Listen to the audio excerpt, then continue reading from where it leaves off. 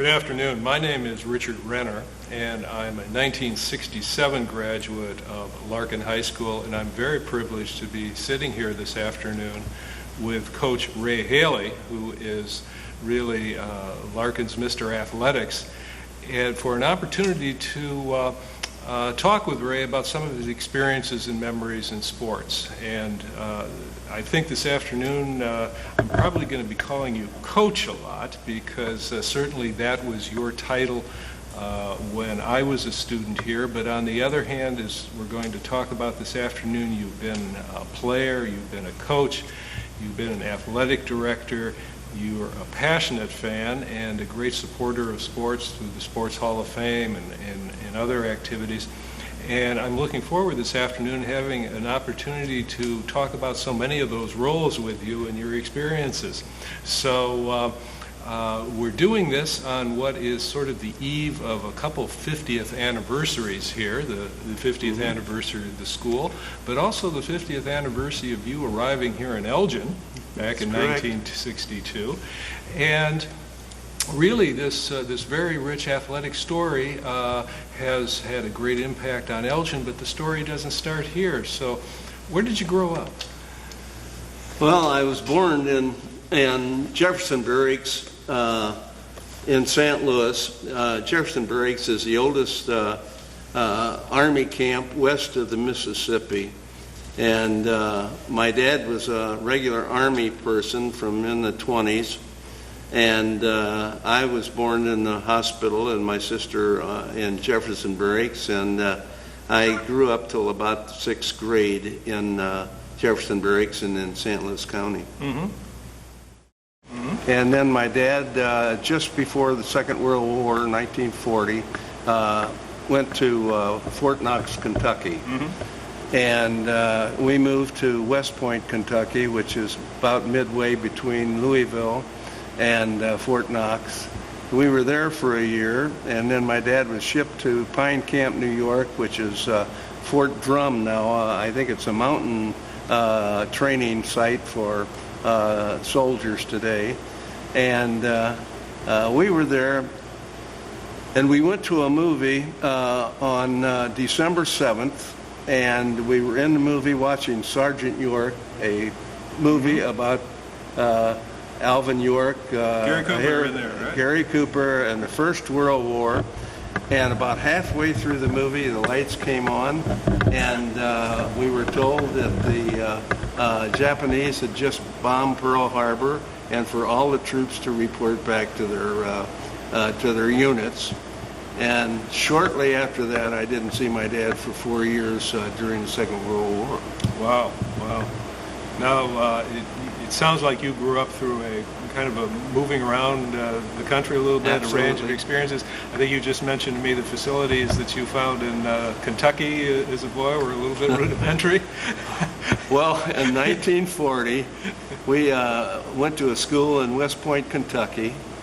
It was a grade school and high school that had outdoor facilities. Okay, okay. Which is unusual, but back in those days... So you appreciated that move to New York, it sounds Yeah, I sure did. Okay.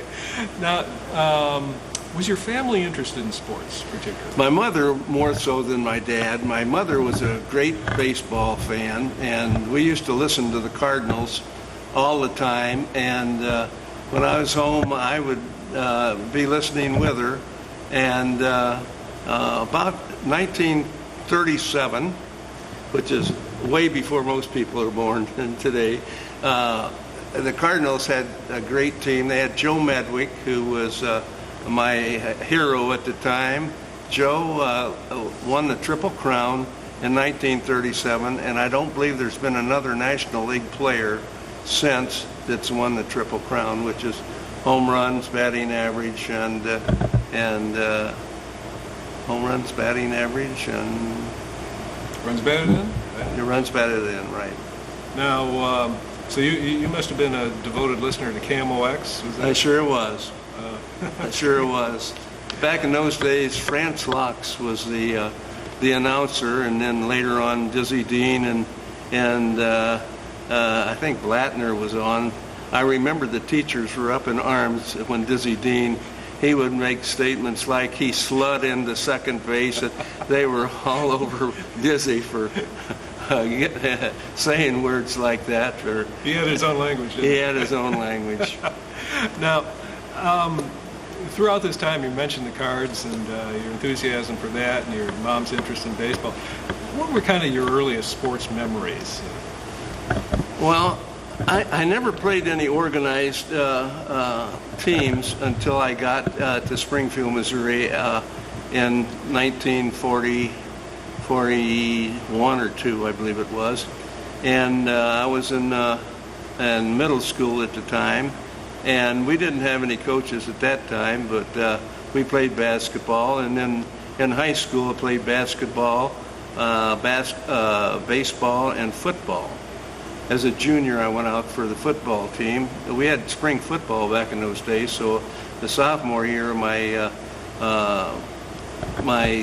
school, I played on a sophomore. It was spring football. We had spring football back in those days, and then as a junior, I started on the varsity team, and we had the only undefeated team the city's ever had since. We had a great team. Great. Now it sounds like though, say in your years before high school, there weren't things like Little League or things like that. No, that was prior to Little League. Now, were you just did you get into say pickup games or? We would go out to the park and play games. We'd have maybe 2 on a side. We'd pitch to each other and played Indian ball, we called it. We'd put bases out between second and third, and any ball hit on the ground past the infielder would be a hit. Anything over the outfielder's head would be a home run, and anything that was caught's an out. And we'd play all day long. We'd go out to the park and we'd play from practically every minute of the day. Yeah, I can imagine. For years. Now you mentioned growing up, one of your idols was Joe Medwick. Any others that you remember along that line? Oh, Marty Marion was big. Johnny Mize, Leo DeRocher, who was playing shortstop for the Cardinals. But they had some great teams during the 40s, and sure. Max Lanier and Kurowski and different ones. They won the World Series 2 or 3 times during that period. Right. Now, what's interesting about this to me is that the names that come to you for idols are pretty much baseball guys, it sounds like. Yeah. Is there any football? When did you start taking notice of football? You know, really, back in those days, pro football was not much of a game. I mean, baseball and boxing were the big sports. When Joe Louis would have a fight, everybody in the country would listen to it on the radio. And baseball was the national pastime, and football was pretty much in its infancy, and the same is true about basketball in those days. Okay. So there was. So most of the people that I really followed were baseball players, and at that time there were only 8 teams in each league, and I would know the batting averages and of all the players just about. You know, you just studied them because there wasn't a transition from one team to another like there is today. So your team was pretty static the whole year, and so you got to know them a lot better than today. A lot fewer players too. Yeah, right? a lot fewer teams and fewer teams. 16 teams. Now there's 30, I think, and they can, after so long a period, they can go from one team to another. You know. Right. Now it sounds like you were a 3-sport man in high school. Yes. And when you were in high school, what were you thinking of going on to do after that? Well, I'd love to have played baseball. When I was a junior in high school, I made my work up a month and a half early, and the St. Louis Cardinals signed me, and I went to spring training in Albany, Georgia, and then played in the Ohio State League till about half the season was over, and then most of the XGIs were coming back at that time, and so I went home. Okay. But then I played 4 years in the Yankee organization, and Tom Greenway, the same person that I mentioned earlier that signed Mickey Mantle, signed me, and So I was in the Yankee chain for 4 years. Okay. Now, did you go directly from high school into college, or was there a time in there when you were playing baseball before you went to college? I played my junior year with the Cardinals, and then I didn't play in the Yankee chain until I was in college. Okay. Okay. And I played football. I started football as a junior and a senior, and then I went to Missouri State. Right. Right.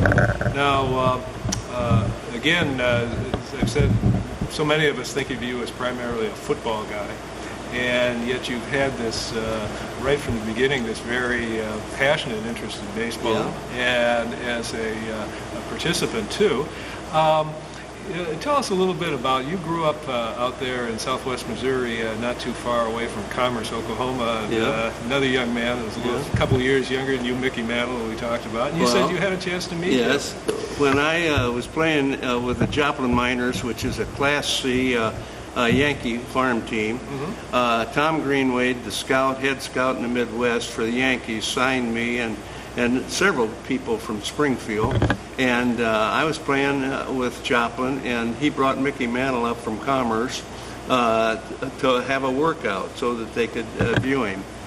And as I mentioned earlier, that I roomed with Jim Finnegan. He made it with Philadelphia, and Jim was my roommate, and he told Mickey at the time, and Mickey was about 165. He wasn't as big as he got to be. But he told Mickey that he ought to go on and go to college, and if he had anything on the ball, he could get some money. Well, Tom Greenwade signed him for about $1,500, as I recall, and he went down to the KOM League at Independence, Kansas, where most of our players at Joplin had been the year before, and that's a Class D league. And I believe he hit 305 at Independence, and the next year, most of our group moved on up to B-ball. And Mickey came to Joplin, which is Class C, and he burned the league up, and he went up to Kansas City before the season was 3/4 over, I guess, and was hitting great there, and the Yankees brought him on up, and then they sent him back down because he wasn't quite ready, they thought. They brought him back up, and he played in the World Series, and he was the #1 prospect in the whole organization. Now, of course, you were part of an organization, the New York Yankees, at a time when they were in their prime, and baseball was so competitive and so forth. Right. Did you have a sense that there was something special about Mickey Mantle even then? Oh, definitely. Okay. You know, he was reputed to be the best one in spring training in the whole organization at that time. And he would have just been probably 18, 19, maybe at the most. Okay. Okay. You know, and he was something. Now, what position were you playing in baseball? I was a catcher. And Yogi Berra and the Yankees won 5 straight World Series when I was playing. So he held at least 56 catchers in the minor leagues, and Rizzuto did the same way. The Yankees at that time would bring up maybe 2 players, maybe 1. Whitey Ford's the only player. Maybe Gil McDougall were the only players I ever heard of that came up beside Mickey from even a Class A league. But they generally would bring up maybe 2 players a year, and if they made it, fine. But we had better teams in AAA at Newark and at Kansas City than the St. Louis Browns and some of the other major league teams. So it was a tough organization to get to advance in at the time. I'll bet. Now, during this period when you were playing baseball, was there any conflict between baseball and football in terms of your love or where you wanted to go, your direction? I love both of them. I was fortunate that when I was a freshman in college, I started on a great team, and I made the all-conference team as a freshman, and as a sophomore, I was the most valuable back in the league. And we had several baseball players at Missouri State, Preston Ward and Joe Sumners and Lumpy and Sebring and different ones. And the presidents, or I guess the ADs, they ruled us ineligible to play in other sports because we were professional baseball players. Okay. So after my sophomore year, I laid out 2 years till I was a fifth-year senior because I dropped out each spring to go play baseball. So it took me 5 years to get through. And when I was a fifth-year senior, they changed the rules back because most of our guys were out of school by then. So I played again after laying out 2 years, and I made the all-conference team my senior year too. And just last year, I was the first one that they retired the jersey. Right. At Missouri State. So I was proud of that. Good. I got to take my grandkids down, and we had quite a weekend down there. Great, great. Now, the move from high school football to college football, how did you find that transition? Is it an entirely different game, or just? Well, I was fortunate. We had a great team, and I was able to start. So I tell you, most of these guys, some of them were older than our coaches. We had Tom O'Boyle. Tom O'Boyle was played on a Sugar Bowl team for Tulane, I believe it was. He and Claude Groves were both players at Tulane, and they played in a bowl game. I believe it was a Sugar Bowl at the time. But we had players that were back in the service older than our coaches. And our quarterback was a decorated guy in the Battle of the Bulge. His name's Ray Forsythe. We had Lynn Crace was a catapult pilot off a ship. Judd Whitlanger flew 25 missions in B-17 over Germany. We had those kind of guys. And when you talk about transition going into the college game, I got in the huddle and I didn't say a word all time, all year. I just listened, and I learned a lot that way. But our coaches didn't even try to pep talk us because these guys had been through the war, and it was interesting, and I learned a lot. They were very good, and you don't receive honors unless you got a lot of help, and I was fortunate to play on great teams. Well, clearly you made that transition very well, starting out so well in your freshman year and then your junior or your sophomore year. But it's interesting to hear about it. That was kind of a unique period from going to the college game. Right, now then they can do it. Because so many people today talk about moving up to that college game. It's tougher physically or faster, but you were with guys who were real men and had been through literally a war. So now, at what stage did you decide football was maybe your line rather than baseball? What took you away from baseball? Well, I started the program at East Aurora when I came to East Aurora, and I started the one at Larkin in baseball. Okay, but I was thinking more as a player. As a player? Yeah. I got my shoulder knocked down in football, and when I went in the service, I had my shoulder operated on. And I could throw back to the pitcher, so I played in the service, managed a team in the service, but I could throw back the pitcher as hard as I wanted to, but to throw it to second base, it was like sticking an ice pick in my shoulder. And to try to make it in professional baseball with that kind of thing, I had it operated on. They in the service, and they cut off the distal end of the clavicle, which wasn't my problem. I think that they know it now as a rotator cuff. Okay. My ligaments were probably stretched, and so that's when I gave up. The baseball as a career, and I went down to LSU when I got out of the service and got my master's degree before I ever started teaching. And I was down there when they had the Chinese bandits, and I coached the baseball team at the lab school down there, and I had Johnny Robinson, who was one of their great players, and they won the national championship the following year that I was down there, and I just gravitated to the football after that. Okay. I helped in my one of the years that I was off at at Missouri State, I helped a teammate coach a Catholic League team, and I liked what I was doing, so I guess I pursued the coaching, but I love both of them. Okay.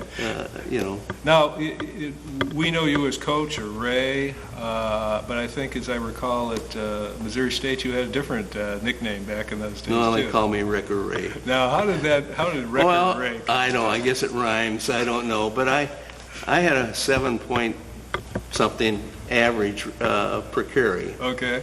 And we had big rivals in Rolla, which was Missouri engineering school, and we had great success, and they just kind of nicknamed me that. He called me Rick or Ray. Rick or Ray, okay. Now, I was going to ask you, when did you begin to start thinking about coaching as a possible career choice? And you mentioned the fact, I guess, that year off at Missouri State, you had an opportunity to help a friend coaching. Yeah, I help a friend, and I love my coaches.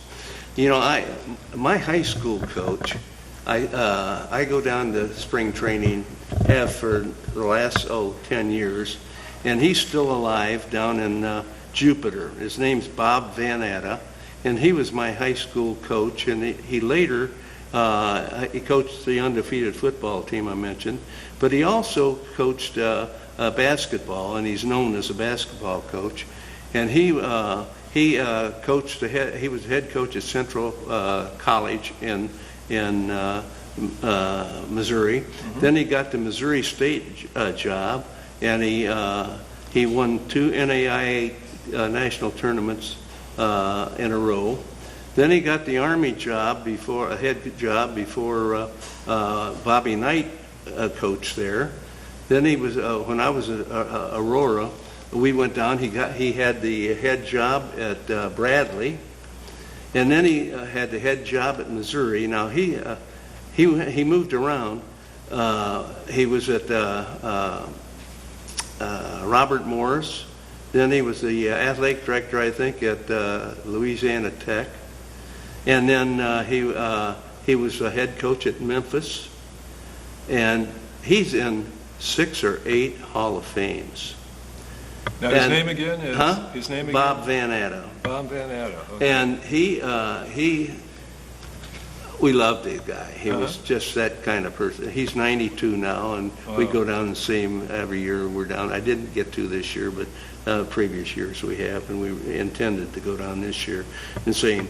But my 2 coaches that we had in football, they were wonderful men, and I respected them, and I loved playing for them.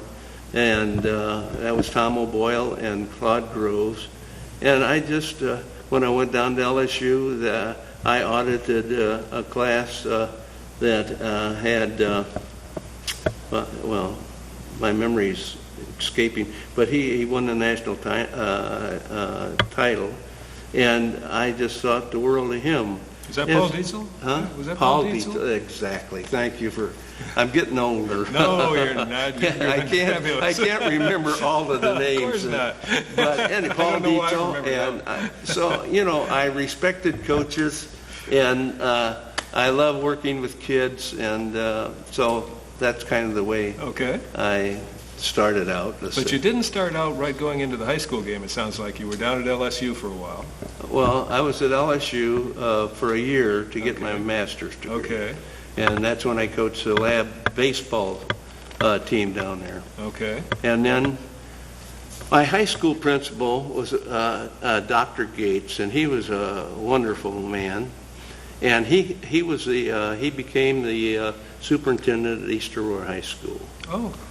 And he offered me an opportunity when I was a senior in high school. My dad was going to be shipped out, they thought, to Fort Sheridan. And he came out to a baseball game and offered me an opportunity to live with he and Mrs. Gates. They didn't have any children, if I wanted to finish my senior year. And of course, I didn't have to do that because my dad he retired. And so I never forgot that. And he wrote me the whole time I was in the service, and he wrote me down LSU. So I thought, well, he wanted to offer me a job at East Aurora. I was a sophomore football coach. And then when they started baseball, I was a baseball coach. And he brought me up to East Aurora, and I thought, well, I'll go up there for a year, because I thought I could get a job in my hometown, slick as a whistle. Because everybody knew me, in the town, and they had more high schools. So at that time, and I came up to East Aurora in 1955, and at the first teachers meeting, I spotted my future wife. And I've been up here for 50 years, since 1955, more than 50 years. Wow, that's a good story. So when you got to East Aurora, you said you were coaching sophomore football and then baseball. Just looking at the football aspect of it, did you find any differences in the kind of football played up here from the way you would experience it in Southwest Missouri? Or, was it pretty much the same game? There's probably more competition for us.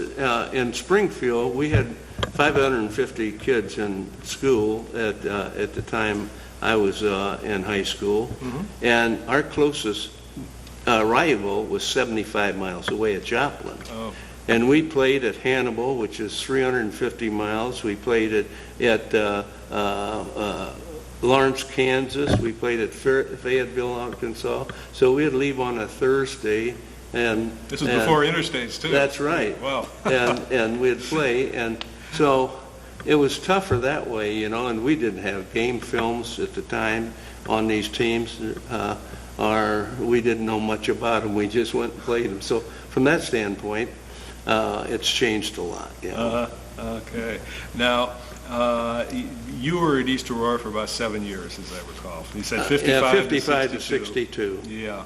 Now, 6 years, I guess it would be really. Now, you started out as the baseball coach and then the sophomore football coach. They didn't have baseball initially. Oh, okay. They started it later.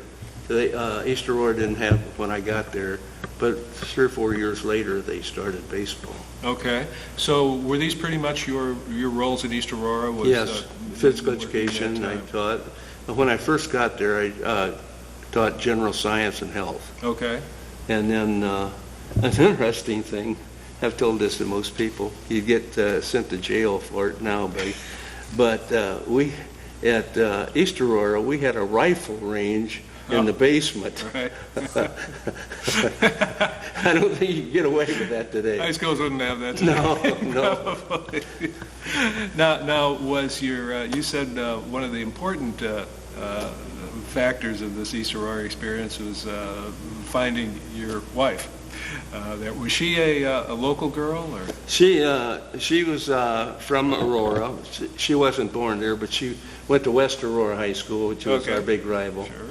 And she graduated from Knox, and we just happened. I graduated with my master's from LSU, and I got there, and then she got her bachelor's degree. She was a first grade teacher, and I spotted her. She was a Tony twin. Do you remember Tony twins and that double mint? I'm old enough to do that. Yeah, well, not a lot of people are, but anyhow, she was a beautiful gal, and I spotted her. I didn't meet her till about a month or so later, but it worked out. A year later, we were married, and so well, once you find an Aurora girl, I suppose that's going to keep you in Aurora, right? Well, they kept me in Aurora. Her folks were in Aurora. They owned a jewelry store in Aurora, and the Ridges, and so I was there for a while, and I never was one to move around because I did so much of that when I was a kid. Child. Sure. Now, how did the East Aurora experiences help develop you as a coach, do you think? Well, I had an assistant, Ewald Metzger was a great guy. He was also the basketball coach. But you're pretty much responsible for offense, defense, everything, you know. And so you gotta know your kids. You gotta know what your system, and you have to do a lot of the planning. You have to do a lot of the work when you just have an assistant, Mm-hmm. And so that made a big difference, and I learned a lot, during that time in coaching. And you have to have a philosophy that you can sell to the kids, and that really helps. Okay. And so I learned a lot there, and the only job I ever applied for was the Elgin Larkin job. Okay. Now that brings us up to the Elgin Larkin job in 1962. How did that develop? What was Well, the I knew they were building a new school, and so I applied for it. And later on, I got an invitation to come up and be interviewed. And when I got up here, Mr. Walden, who was the assistant superintendent at the time, and Mike Farrell, Bill Chesborough, Paul Lawrence, Paul Green, and there might have been one other guy in there. And I had a good resume. I had college coaches that gave me. And they said, "Come in here. We want to see if you're real." And so I went in, and before the meeting was over, they said, "Well, if we offer you the job, will you take it?" And I said, "Yes." And so they took me over to meet the Board of Education, which at that time had a meeting over at Probably the old Channing? Channing, right, that new offices? building on Yeah. Channing at Okay. the time. They've torn it down since then. Right. And I met them, and then going over, Chet Alexander drove me over to Larkin High School. And over here, this field out behind didn't have any grass on it at all. It was, they planted some, I guess, but it was nothing out here. I think the Blue Moon was out there, but most of this area here didn't have Open any out fields, there. was it? It was open field. And Chet said, would you want the Elgin job or the Larkin job? And at the time, I didn't know that Bob Duffield had I guess, retired or whatever at Elgin High, but it wouldn't have made any difference. I told him I had applied for the Larkin job, and I'd like the opportunity to build a program at Larkin, and so I'd prefer to come here, which I did. Okay. Even though this was a pretty open field at that time. It was. Looking pretty I rough. wrote every kid after they told me I had the job. I wrote every kid on that was, they were all Elgin High students. Mm-hmm. And I wrote every one of those kids on the football team a letter every week until they reported. And I had I had them all mimeographed, and it was kind of a motivational type of thing that, and also about my philosophy of football and that type thing. And I wrote every kid all summer long with letters so that when we got here, they'd know something about me and something about what I was trying to do. Mm-hmm. Well, that leads into my next question. To a certain degree, you, of course, were already familiar with Elgin through Yes. that rivalry with East Yeah, Aurora. right. I knew they had generations. I knew they had good people. Good people and a very powerful sports program, Right. and great rivalries in a very big conference. the Absolutely. Big Eight. On the other hand, what were the challenges of coming in from outside the community in helping set up a new high school? You just kind of mentioned one right there of familiarizing yourself. Another with the one kids. is that all the parents and all the kids were loyal to Elgin High. Okay. You know what I mean? Because You they'd got it. gone to school at Elgin High, and the parents are, if they lived here for any length of time, were alumni of Elgin High. Sure. So we had to kind of build our own spirit and overcome that type of thing, because as many of them would be cheering halfway for Elgin as they would for us, you know. And selling the kids on, we had a motto that we had pride, let's see what, I got a pride, desire, win. And we had it on their shirts, and we tried to build up a climate where our kids were Larkin kids rather than, say, Elgin and Larkin, you know. And we did different things. I had teas in the fall for the mothers. And Donna, my wife, and Jan Hofstetter would do the tea and the cookies or cakes or whatever. We'd have all the mothers of all of our players here on a Sunday. And then I'd have the doctor come in, and we'd dress a kid up in shorts and then tape all the padding on him all over and explain to him how we're trying to protect the kid, and sold the parents, tried to sell the parents on the fact that we were going to protect the kids, and take care of the kids and treat them right, and things like that helped build the program. Okay. Now, did you have to make an effort, too, maybe to get out in the community to service clubs and things and let them know there's another high school now in town? I think I was the first one, other than administration, that joined a service club at the time. And I went to, Paul Lawrence was our principal first, and then he was a superintendent. And I said, Paul, you know, I'd like to join something where I meet people beside just teachers, you know. And he was a Kiwanis himself, and so he said, fine. So I joined Kiwanis, and I think now, although I don't go as often, I'm the second in terms of service, 45 years with Kiwanis. Well, congratulations. Yeah. Congratulations. Now, of course... Jim Martin is the oldest member in terms of service now, and I'm second, I think. Okay. Now, of course, it's sort of interesting, too, that you were not only building an identity here of a new school, but you were in a new conference, and with new rivalries and things like that. Obviously, there were challenges in building identities there and things. One of the great stories, I think, involves you is the town jug and building that rivalry with Elgin. We started that here at Larkin. We had one with we had a Thunder bucket that I started when I was down at East Aurora with the sophomore team, and the Thunder we won the conference in 61, I guess it was, and in football, and we had to play good defense, so I started a Thunder bucket, we called it. It is for the outstanding defensive player on the team.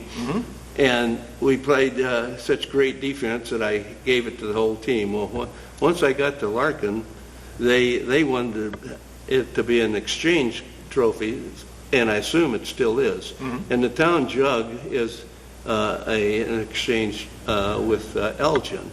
So those two things kind of build some spirit too. Now, I think you were really the man behind the town jug and coming up with the idea. Yeah. I'll tell you, let me think of the name now.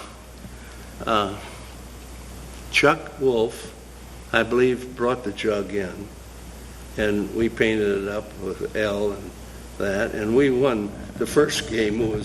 We had juniors and they had a JV team, but we won that first game, and playing against Elgin High, and so that score is on there. But we ran three or four kickoff returns, or one of them was a punt return, I think, kickoff returns, and beat them by 1 point or something like that. Now, that's that first game, JV game, and JV game. Coming up on 50th anniversary of that game now. That's why it's there. Okay. I saw one of those jugs down at the recreation center. I believe that the school must have given it down there to the Hall of Fame. Okay, I'm not sure. I think I remember reading how they've filled up one of the jugs, and now they've moved on to another one. But I think certainly you deserve credit for what's been a great symbol for a great rivalry. Well, it was fun. Yeah, it was a lot of fun. Now, is there another sort of symbolic jug like that or arrangement with East Aurora and Larkin? Well, that's a Thunder bucket. Thunder bucket. Yeah, it was an old big old 5-gallon oil can painted up with a Tomcat and a Larkin football player, half and half or something like that. I forgot what. I don't know. Larkin's probably still got it someplace. Okay. I don't think East Aurora, their program has really gone down. Well, I was wondering, did this idea for exchange trophies originate in something in your younger days that you'd had, either in Missouri or elsewhere? Or that's something that just came up in... It was kind of a motivational, the Thunder bucket was a motivational thing. Sure. And then, of course, the same thing would be true of the town jug. Now, you mentioned really a lot of names of coaches who seem to have had an impact on you. I had some great coaches. You mentioned people like Tommy O'Boyle and your coaches. Bob Van Atta and Claude Groves. And that's one reason why I became a coach, I'm sure. Now, in the time that you started out in coaching to the time you retired, did your approaches in coaching change anyway? Did it evolve anyway? Well, it always changes some. You know, my basic philosophy at the time was I was an option type of offensive coach.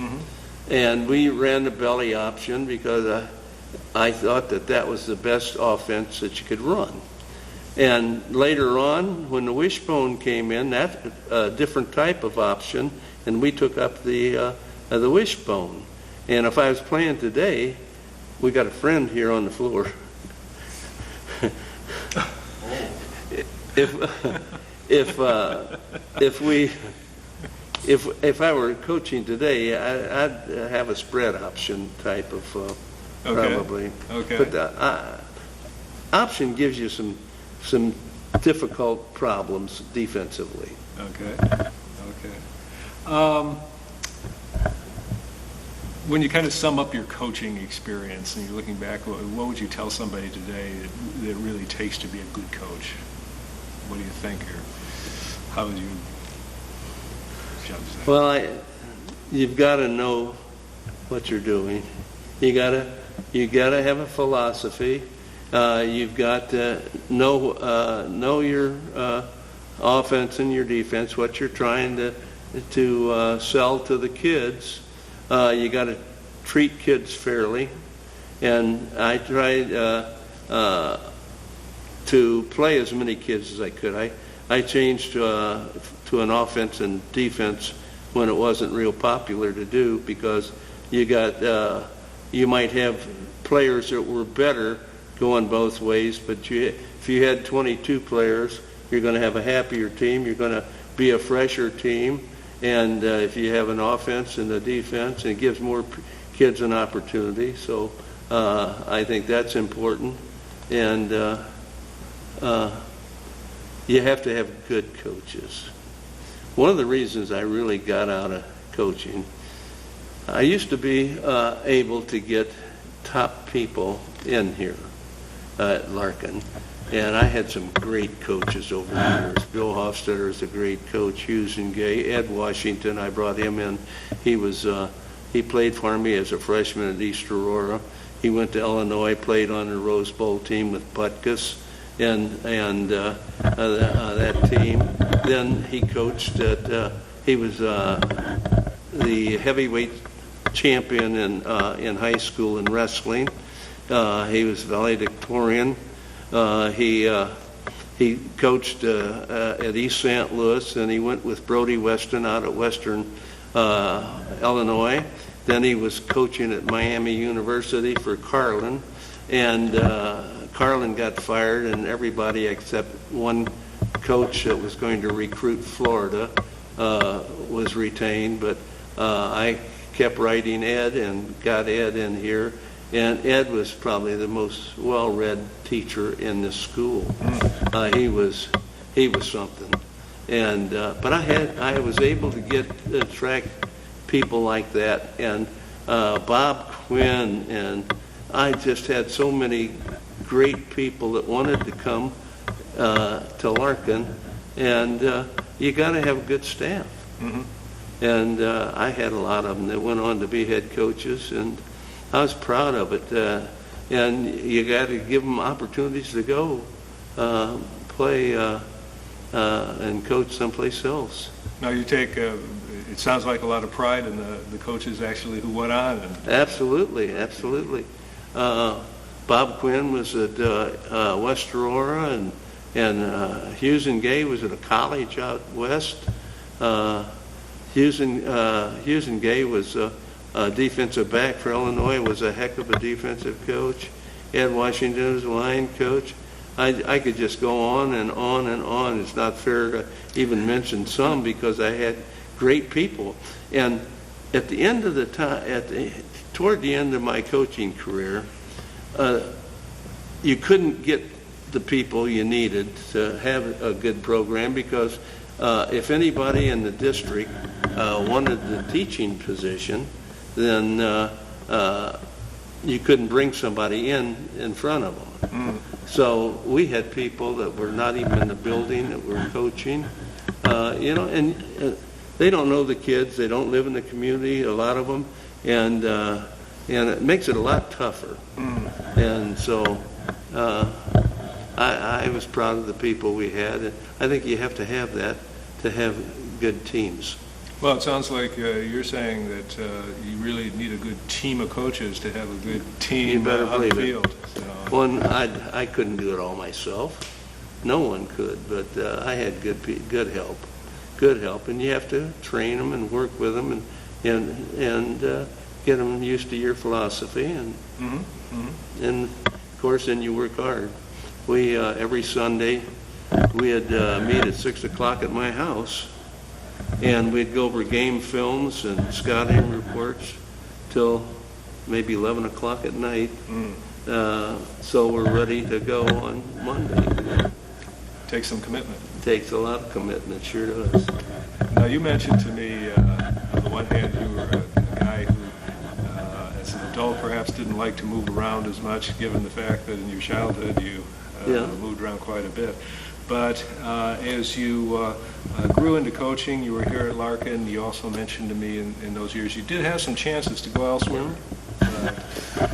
The Missouri State job opened up, after someplace in about the 70s. And I was pretty well established here. And my wife is an Aurora girl. Her family was there. My 3 girls are in school here. And I went down to a Christmas tournament, and Aldo Sieben, the athletic director, called me in and wanted to know if I wanted to apply for the job. And he talked to me, and I said, well, I didn't think so, because I didn't really want to move Donna away and the family away, because you could be in college too and be there a year or two and be gone, you know. And I didn't like that prospect. But at the time, our quarterback, I mentioned Ray Forsythe, our quarterback does the Battle of the Belts. He was on the board of regents. Ramona McQuarrie, another lady that I went to school with, was on there. A kid named Bill Barkley was also on the board. So I knew all the people there. And I think at the time, and I had great records here, and they had been up to my school and looked around and saw the things that we were trying to do. So I think I'd have had a pretty good chance to do it if I'd have wanted to, but I didn't. But I had chances to move over east too. But I love what I did here, and I love my job, and I just didn't want to just take out someplace else and move my family. Makes sense. Now, of course, that job evolved over time, particularly in 1969, when you had been here as the football coach and baseball coach for many years. And then 1969, Mike Farrow retired, and you were selected to succeed him as athletic director. That's right. Now, becoming an athletic director, was that ever in the back of your mind as a career goal? No, not really, no. I just wanted to coach. Okay. I might have had a chance to go. Paul Lawrence, when he went over to the central office, asked if I wanted to come over there. And I said, Paul, I want to coach. So I wanted to coach. I never thought about being the athletic director, but they named me the athletic director, and so, I did it. And it's a different job. You got a lot of coaches that you got to satisfy. You got a minimum budget. We had $32,000 to run 23 sports. And I made out a budget, and not everybody necessarily agreed with me, but what I did was I wrote down all the things that we had no control over, which would be, say, officials for football or basketball or girls basketball, and all the things that we had no control. If for golf, it would be how much we had to pay the park district to go. Mm-hmm. And then after I got through with that, the final amount of money that we had to operate the rest of it was not very much. Mm-hmm. And I tried to give the girls softball the same as I'd give the boys baseball, mm-hmm. or the track and that, and it didn't amount to hardly anything. And the booster club, I tried to keep my finger in the booster club from day one, and I didn't want the booster club buying uniforms, because I didn't want to get, let's say, buying uniforms for the football or basketball or girls basketball, and the other people, why don't I get uniforms? Right. You know what I mean? Right. So we had them buy equipment that all of them, could use, mm-hmm. but we didn't let them buy things that would be for one booster club, mm-hmm. or one sport.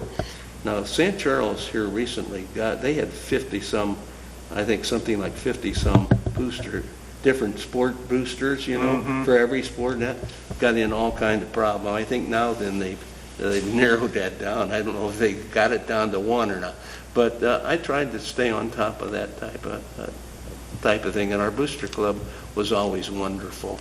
We had some great presidents. The families that supported us were marvelous. They worked hard, and they did a lot of things for us, and I can't say too much about how great they were for our school. Good.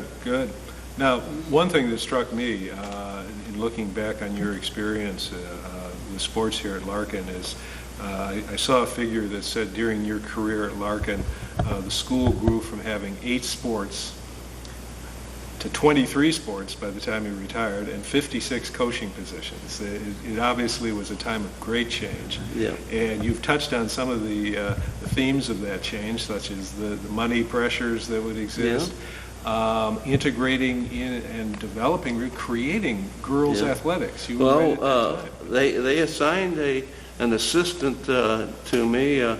Laura Thielen was assistant athletic director, and she kind of handled most of the girl types of things, or assisted in that. Mm-hmm. And so the big thing was trying to get competent coaches to coach that many sports. Right. You can't just pick them off the wall, because they have to have a place to teach. And later on, it got to where people were coming with certificates, and Larkin got in problem, I guess, with certificates here a couple years ago. I guess last year with the IHSA, we never had that kind of a problem, because we didn't have to have certificates, but just having coaches that maybe live in Glen Ellen and maybe come over here to coach and go back, and it's hard dealing with them, because they're not available that much, to answer for your what they do and whatever. Mm-hmm. So that complicates things some. Now, certificates, of course, are paper, and I remember reading one of your successors saying that the job of athletic director was getting to be more and more paper-oriented. There was just more probably paper. Is. Well, were you finding that? It sounds like you really were kind of pushed into developing yourself as a manager rather than necessarily as a coach. We have. I was blessed, Rich, with wonderful secretaries. Okay. I had Vivian Jacobs for years, was a wonderful secretary, and I had let me think. I had a couple others over the years that were just great secretaries, and I was so blessed that way. I had one of the first, maybe the first computer in my office, and at that time our secretaries didn't even know how to work it. And I went over to at one of our clinics. They got to talking, athletic directors did, about I believe it was the West Suburban League. They do things with computers. So John Krickow, he was our head of the science department, I think, at the time. But anyhow, he and I went over there and watched them, and they did a lot of their things on computers, and like eligibility lists and things like that. See? All right. So I got an Apple, and I let I wish I could think of her name right now. Eleanor Pacey. Okay. Wonderful secretary. Golly, she was great. She took it home one summer to learn on it. Now everybody's got to know what they're doing on computers, of course. But that was in the early days of it, but it makes things a lot simpler, you know. Sure. So you were on the cutting edge of computers there, too. Well, everything else. we had to, maybe the first one in school is an Apple, as I remember. Now, as the athletic director, of course, you were involved in issues concerning the school and its competition and all sorts of things. But on the other hand, you were part of what seemed to be a growing conference at that time, the Upstate 8. Starting out with those 8, and now I'm not sure how many, 14 teams I get. What experiences did you have in developing the Upstate 8? Were you involved in that at all? Well, at the start of the Upstate 8, as a football coach, that was before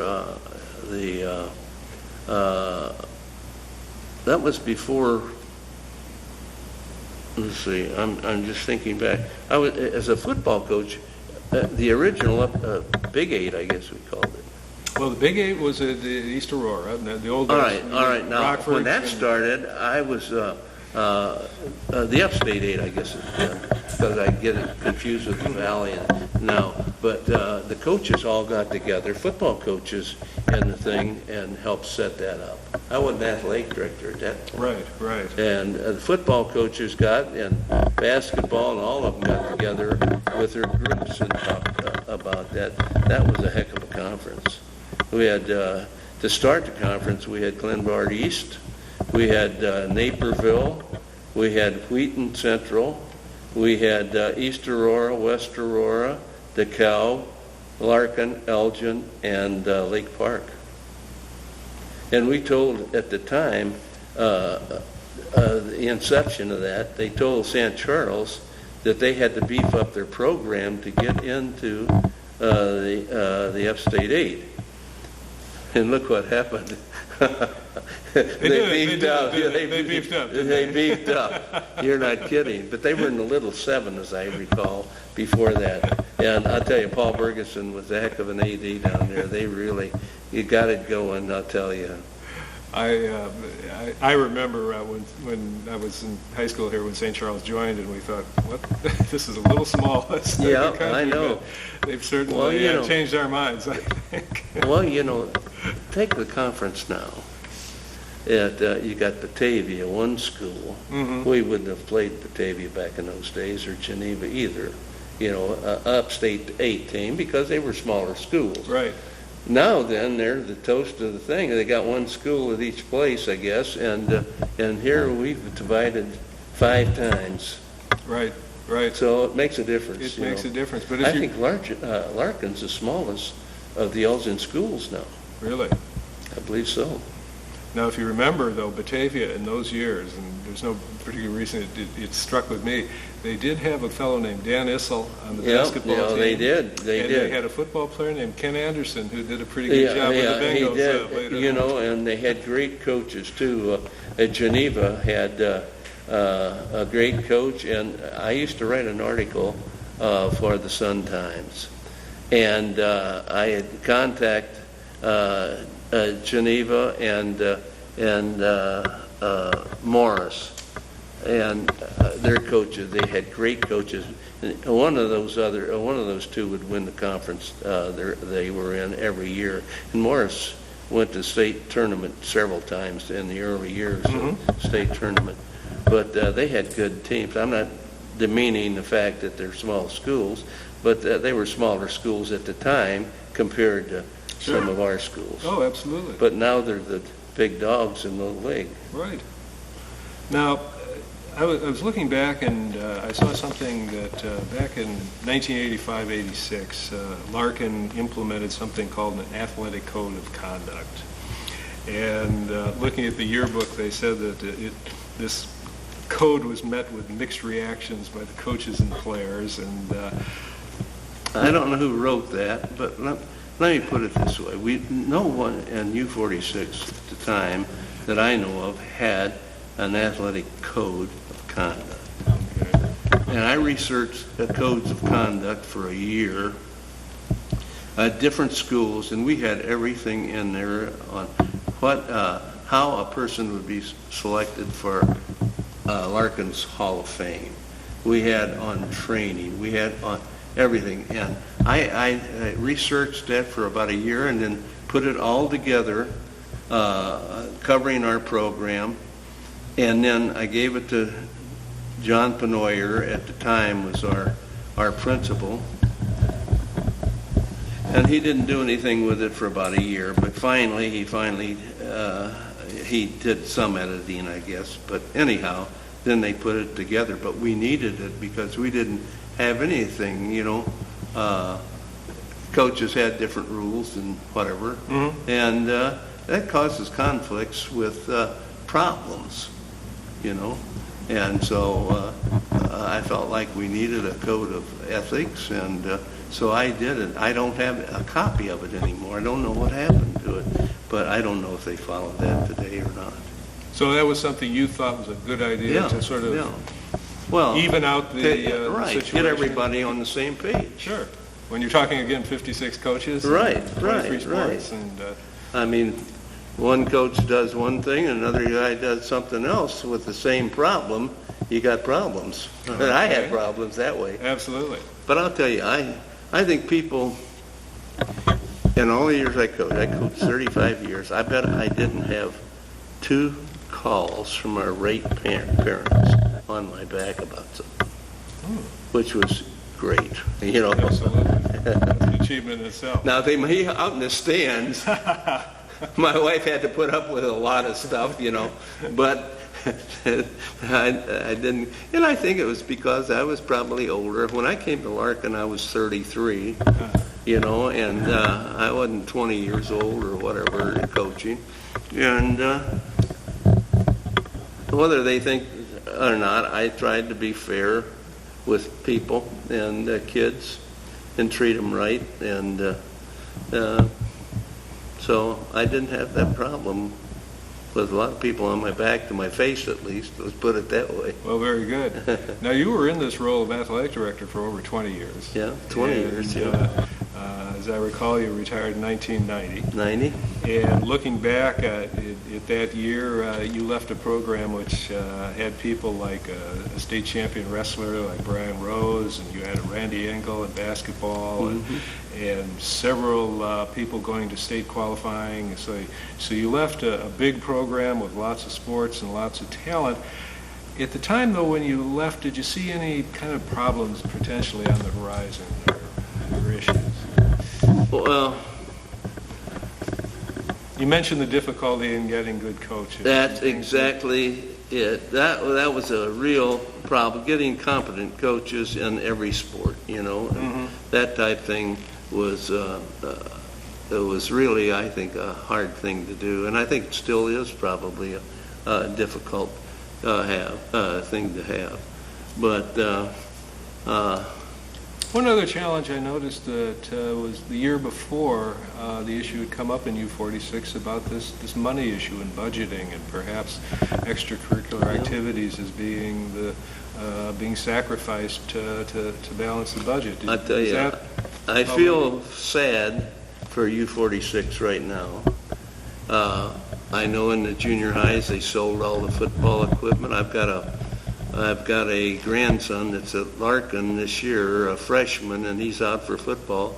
He's never played football before, and we're going to be playing teams in this league that have got systems where they play through junior high and that, and I feel we're at a real disadvantage. I think it's going to be very, very difficult if we don't have those programs, and not just football, but other things. I think, it's my understanding, say Kimball has got a girls' volleyball team and a girls' basketball team, and the boys have got a basketball team, but I think they've sold all of the football uniforms, and I don't know that they have any other sport that a kid can go out for.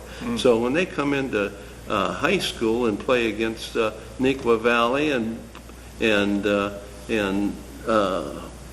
these schools, Naperville and different schools like that, they're going to be at a real disadvantage. It's just not a level playing field anymore. That's right. Different situation. Yeah, it's too bad. I hate to see it, and I know money's a problem, but boy, we had, I mentioned $32,000 budget to work with for a number of years when things were really tough, and we had 6 teams in football, 6 teams in basketball, sophomore and freshman A and B and JV and varsity, and we made it, and we didn't have a lot to operate on, but we did it. Now, wanted to talk with you a little bit more about some of your memories about football, specifically here at Larkin. But before I do that, when you became athletic director, do I recall correctly that you stopped coaching baseball here? Yes, I did. Was there ever kind of a question which way to go in your mind, or were you always going to be football? Because you had so much that love for baseball. Yeah. In high school in this area, there's a lot more emphasis on football. Okay. I mean, from fan participation, everything. You just go out and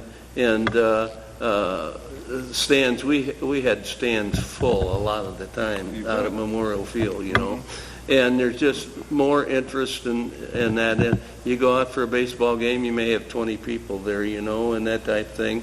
I love both of them, but I preferred on this level to coach the football, although I love the baseball too, and I still love baseball. Absolutely. Now, was this a decision you had to make when you took over as AD? You had to... I couldn't have kept both of them. Right. Now, looking back, though, on the very rich history you had as a football coach, you had a fine career, but some particularly outstanding teams and people. And I was just thinking of like the 1967 team, which was undefeated before the playoff system was in force. As you think back on that team, anything that particularly distinguished it as in terms of... It was a great defensive team. We had kids that really hit people. And we had 6 shutouts that year. I think we only had 24 points scored against us in 9 games. And if we scored, we beat a Wheaton team 3-0 in the mud on a field goal. They had a great team. At the time, they were undefeated. And then Naperville's another one. We beat 7-0 here and at Memorial Field. And I think that the only game they lost that year was to us. And when the IHSA state playoffs started, you had to be a conference champion to even qualify to play in it. Now then, teams that lose half their schedule can get it, Okay. And I often thought, well, if we lost 5 games, I don't know that I'd want to even play the number 1 seed in a game because, it'd be a mismatch probably. But anyhow, that was a great team. That was a wonderful winter for me. I tell you, it was the 5th year, and we started out playing teams of comparable situations as we were. Forest View started out with juniors, just like we did. Guilford started out with juniors, just like we played them both twice. And all three of us, won conference championships in the 5th year.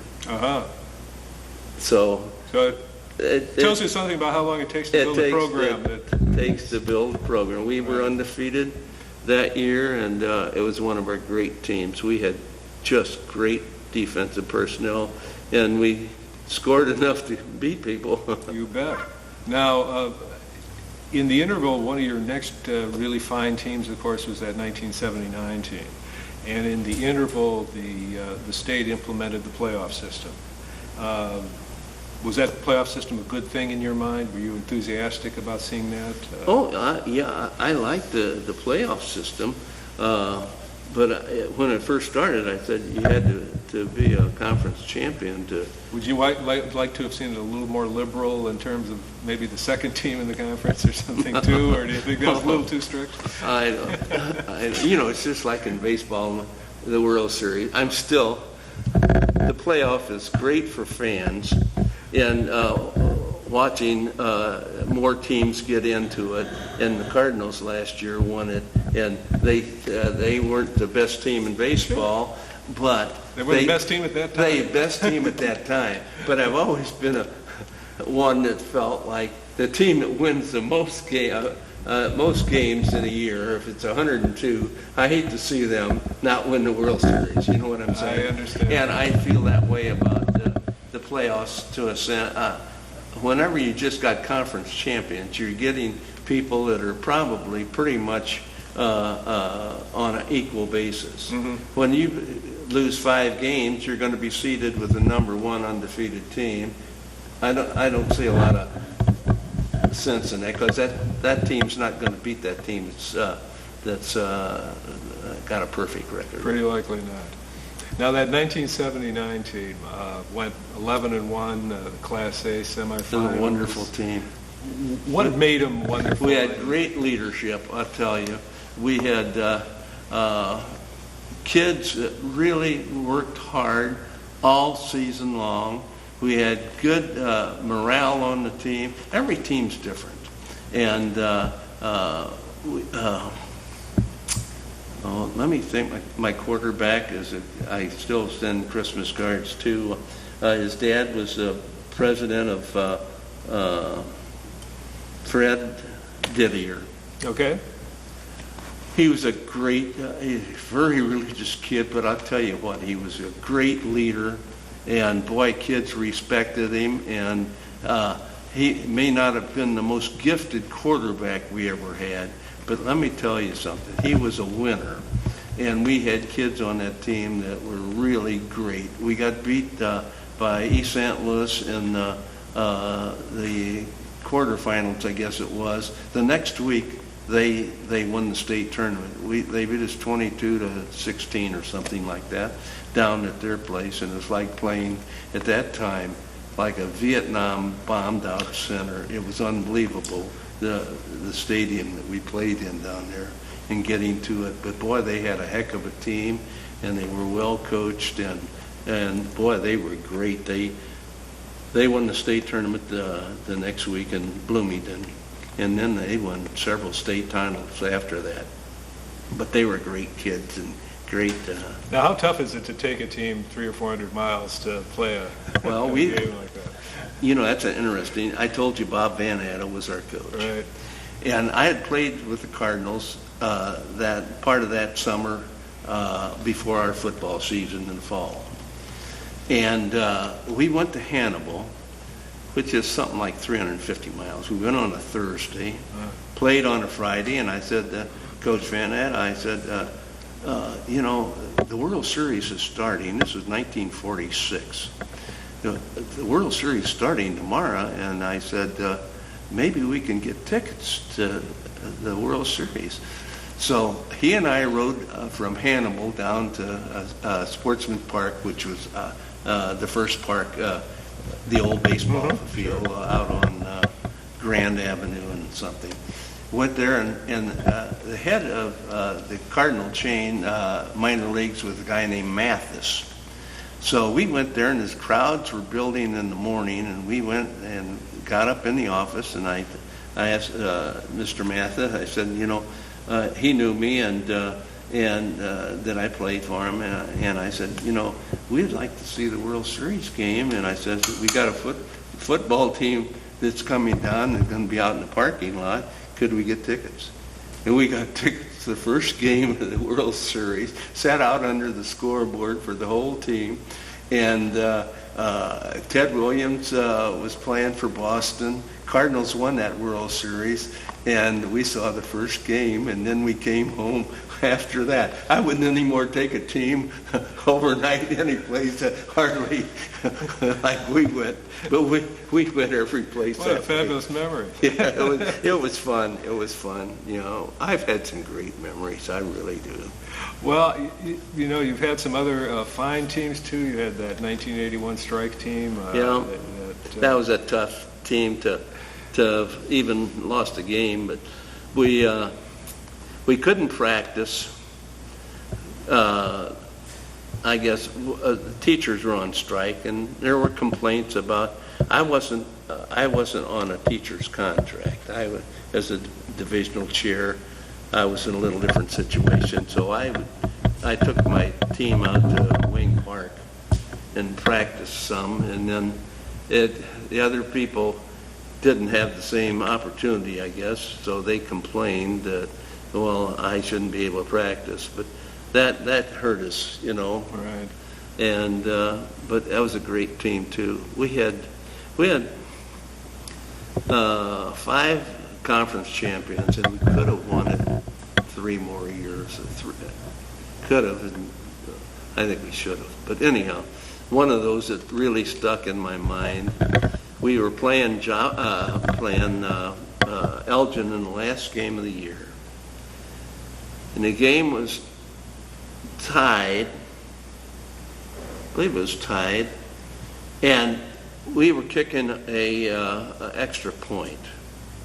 And if the thing went over the goalpost, we had won the conference. It hit the goalpost and bounced back, and we tied for something like 3rd in the league. Mm-hmm. It was that close to being another conference champion. But we had things like that. A character building experience. You better believe it, boy. It makes for a bad winter, I'll tell you that. Now, one of the fun things is you always hear the comparisons among the teams, who was better and that sort of thing. But one thing that kind of stuck out at me when I was looking at some of the old yearbooks was a quote from you concerning the 85-86 team. And it said, "We never have had a string of 10 straight games in which a Royal football squad performed better than the 85 Royals." And yet that was a team that had a good record, 8-2, but not perfect by any means. And I was wondering whether you were really telling us that you look at more than just won-lost records or state championships when you're assessing the character of a team. Well, the character of a team really stands out. Some teams have just got it, and some you hope develop it, but don't quite make it. Okay. But they're fun to coach. They work their tails off. They give everything they got all the time. And maybe they get beat by a mistake or whatever, but they're just fun to be around, and they work hard, and you really can appreciate them. Mm-hmm. There's some teams that are just so gifted, and they're all fun to work with, but some just have the personality. Mm-hmm. I can remember one team that, boy, from the first practice the whole year, just went out and laid it on the line from the word go, and everything they did, And even if you don't win every game, you can feel good about that team because they did as well as they could, and maybe they didn't quite beat a superior team, but they still were a great team. A couple questions just about football in general, because you've had this remarkable long-term experience with the game, starting in the 40s and running for so long. You know, some of the changes in football and sports, for example, use of weights. Was that something like in college that was emphasized? You know, in college we never lifted weight one, and we did a lot of running, but we never lifted weight. You know, back in those days, the only people that lifted weights hardly were weightlifters. Okay. You know, you go to Y and you'd see somebody pumping weights, but we never lifted one weight the whole time, and that has been one of the biggest improvements in players. The strength that they, you know, quarterbacks today are bigger than our tackles when I was playing in college. Right. You know, Right. and not that we didn't have good tackles, but I mean these kids today are just high school teams are bigger than some of our college teams, and most of it is weights. And so I started down in the basement here at Larkin. We had an old indoor track. It started out, and Paul Green had it kind of an AstroTurf finish on it. And I went out to a Colonial Bakery. They had some old chain link fence out there they were getting rid of, and I talked them out of it. And we chained off the whole center down in the indoor track, and I got a couple of I forget what they were these stations around one of the weight. They weren't weights as such, but they universal gyms. Okay. Got 2 universal gyms. Okay. And then we started to buy some weights, and we had it so we could lock it up and that and keep them out. But that's when we started having gym. If you've seen the auditorium, the old auditorium here, it's unbelievable the weight room they've got now in there. Wow. And you know, as a college team, we never lifted. Here, girls, swimmers, volleyball, even the women are on big weight programs, and it's wonderful. And that's probably the biggest change that I've seen. Techniques and coaching have changed some. We used to teach to you tackled with your shoulder and not your head, you know, and that's a big thing now. The pros, they stick their helmet in there, and the big thing about concussions now, if they really wanted to cut down on concussions, they took the face mask off. You wouldn't have them because they use a face mask. But then you'd have busted teeth and whatever. I got a broken nose when I was playing. But when I was started down at East Aurora. Now, did you play? You didn't have a face mask in your day? Oh no. Okay. No. Our center came back to the huddle. A kid named Cecil May. He is our center, and he had every tooth in the front of his mouth knocked out, and he wasn't even going to leave the huddle. We had to chase him out of the huddle. But back in those, of course, hockey didn't have face masks or any of that, you know, back in those days. Well, you played the baseball before the helmets. Oh, yeah, we didn't have helmets. We didn't have, that's a different story I could get on. Just the protective gear that a baseball batter has. You know, we didn't have the helmet. We didn't have glasses that they wear. We didn't have the eye black. We didn't have gloves. We didn't have the pine tar. We didn't have the elbow pads. We didn't have the shin pads. You know. Right. And we didn't have 31 or 32 ounce bats like they've had. Our bats were 34, 35 ounce. Some of them up to 38 ounce.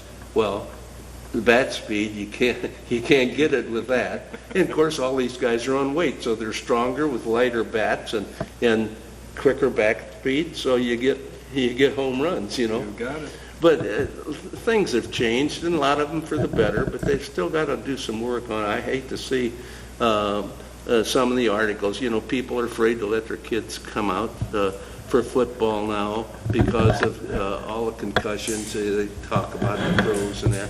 Those guys are headhunters usually, you know, they use their helmet as a tackle and everything. We used to tack over their shoulders, you know, and they've made the game safer in different ways. You can't hit the center, you know, on snaps and things like we used to be able to do. So they try to make it. I'm glad my grandson's out. I just wished he had a better lead-up experience before he preparation before he gets there. So you would still, despite the fact that a lot of the players are bigger, faster, stronger, they're hitting harder, you have these lawsuits you read about with concussions and so forth, you still say fundamentally football is a good game for a young man if he's interested. I think so.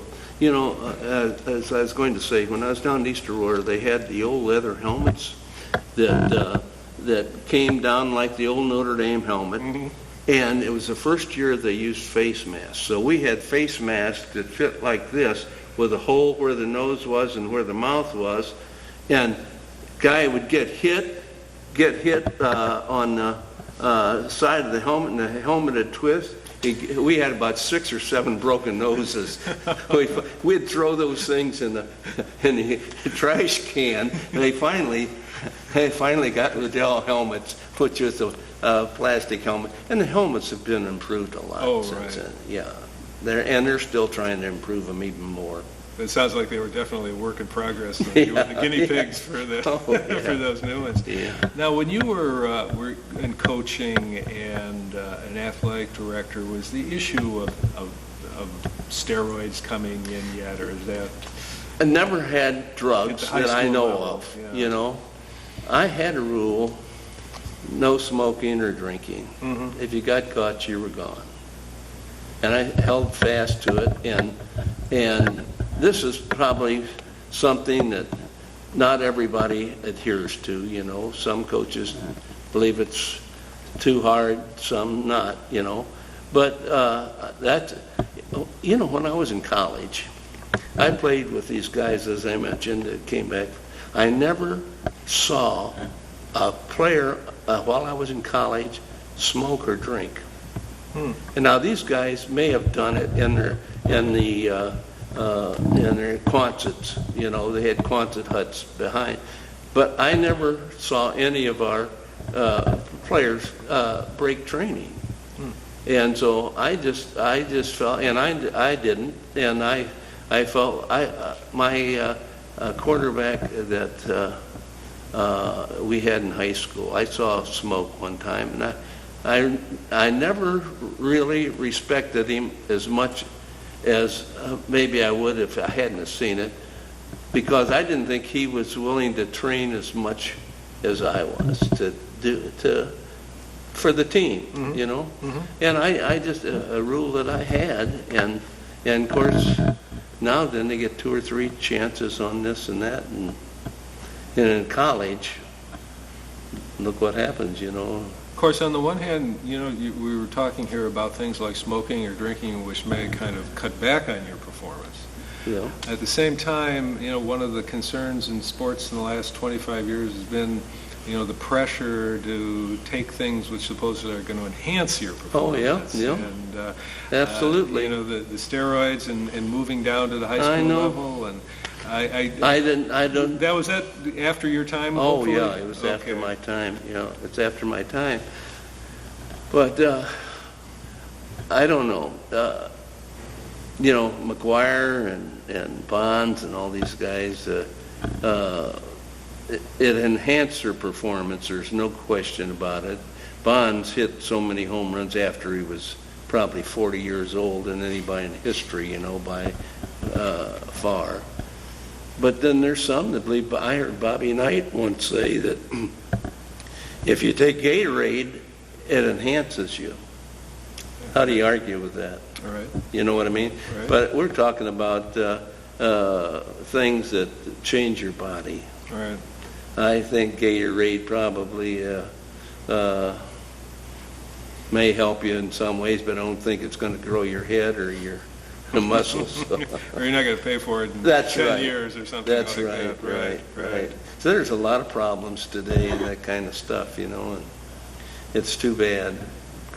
Well, let me just wind up with a couple of other questions we've been kind of alluding to here about maybe some of your concerns about the direction of high school or college sports today. We were just talking here about the potential for steroids. You've alluded to the money issues with regard to maintaining the programs or things. Anything else that sort of you're seeing in the direction of where sports is going? Or is it generally still a healthy activity?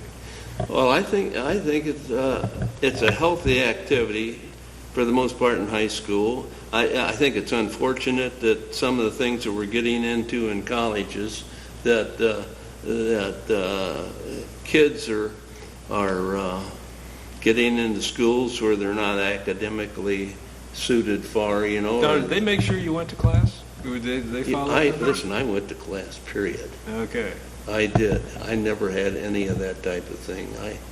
I went to class, and I didn't get any favors from anybody either. But and I think back in those days, you did. I'm not saying that there wasn't some cheating in class, but some people. But you were in class. Yeah, I was in class, but I tried not to cheat. That's good.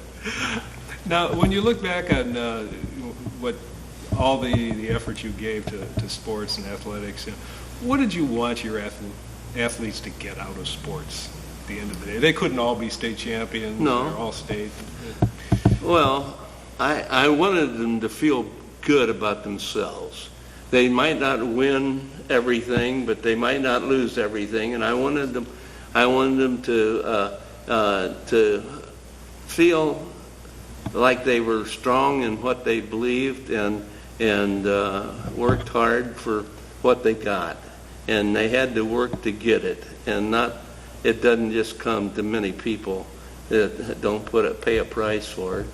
And I wanted them to have a good experience because I told them that kids that I played in high school with are still some of my best friends, and we get together on reunions every year. Mm-hmm. And I said, some of these kids that you're playing with today are going to be your best friends, so you put out for your best friends, and you play hard, and you're going to feel good about yourself when you get through school. Good. Now, how would you, from the perspective of, you've been an athletic director and a coach, how would you measure the quality of a high school athletic program? Is it simply won lost records, or maybe participation? No, I don't think it's won loss. It's better to win than to lose, let's put it that way. Mm-hmm. But I think that a healthy program where kids get an opportunity to participate in competition with other kids, win or lose, but they do their best. There's a lot to learn. I think that when we had great teams in the fall, it could be in track or it could be whatever, your school got off to a much better start because the enthusiasm of the whole student body and all that, it was just much better than if you didn't have it, or if you were a losing team and nobody cared. But the school year just went better, and I talked to principals about that too, and I think that they'd concur that it just starts your school year out on a positive note. And, in the community, it's not just a school. What touches this community more than the athletic program? They may not come over to nights for parents or whatever, but they show up at different sports where their kids are involved. I don't care what sport it is, and they participate in booster clubs with other parents, and they're a part of the community, and that's very important, I think, in an athletic program. I think you have to run an honest program. I think you got to get good people. I think that you got to work at it. I think that it's important to the school and the community, and I think part of the thing that's happening here, there's no one hardly in the school system anymore that even understands the culture of what sports has meant in this town of Elgin, not just at Larkin, but Elgin High and the other schools, because none of them have been through any of that. Everybody's new now in the program. So you're really concerned that we may be losing something, a unique culture here in Elgin that's kind of fading away? Well, I read the paper yesterday, and they mentioned all the teams. Now, this happened to be football, but it could be any sport because we don't have them. And there's maybe a sentence or two that even mentioned Elgin, Larkin, and Streamwood. You know, they're at the bottom of the ladder in the conference that they're playing in, and I don't see unless they start some of our junior highs working again. I hate to see it because it's going to cost them some money now because they don't have any equipment. Now, you've touched on the pressures of money in terms of funding, and as we all know, we've just alluded to the fact that we're finding pressure on maintaining programs in the high school level. But at the same time, you said that a good sports program can make the school go better. Oh, I don't think there's any question. Can make the community go better. If you were talking to the Board of Education or something, what would you say? Why are school sports programs significant? And why do they have to? Why should we? Well, I think the kids can learn a lot more than I think a lot of them believe by being on a team and participating with other kids in competition that you may not find in the classroom. And I think that's very important. The competition look at the Olympics. My goodness, the girls have just been fantastic, and since Title IX, it's done more for girls athletes, and not only in athletics but in business, and they get a perception of themselves of not being second-class citizens and that. And it's the same way with success in sports. You're competing against other kids. You see good teams. You play well against good teams. You get a good feeling about yourself, and that's going to carry over into whatever you do. And you work hard, and you know that hard work pays off. And I think when you get in the business world, there's some of those traits carry over.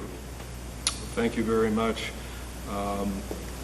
Ray, you've been very generous in your time and your memories here, and it's been... Well, my memory is not as good as it once was. I think it's remarkable, and it's been a real privilege talking to you here this afternoon. So I appreciate the opportunity. Thank you very much, and good luck. It's been a long time.